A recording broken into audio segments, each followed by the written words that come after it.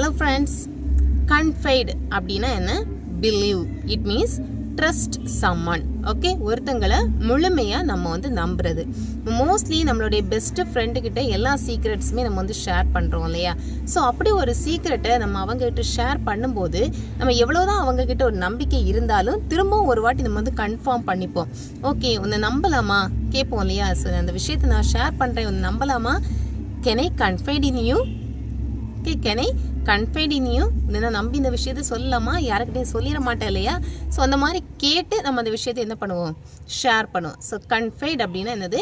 முழுமையாக நம்புறது. இல்லை ஒரு விஷயத்தை ஒருத்தங்க கிட்ட நம்ம முழுமையாக ஒப்படைக்கிறது. ஓகே, இவங்ககிட்ட கொடுத்தா இந்த விஷயத்தை அவன் கண்டிப்பாக நல்லா பண்ணிப்பான் அப்படின்னு சொல்லி அவங்கள நம்பி அந்த விஷயத்தை நம்ம ஒப்படைக்கிறது. கன்ஃபைட் மீன்ஸ் பிலீவ் சொல்லிக்கலாம், ட்ரஸ்ட் சொல்லிக்கலாம், இல்லைன்னு சொன்னால் ஹேண்ட் ஓவர் சொல்லிக்கலாம். ஓகே.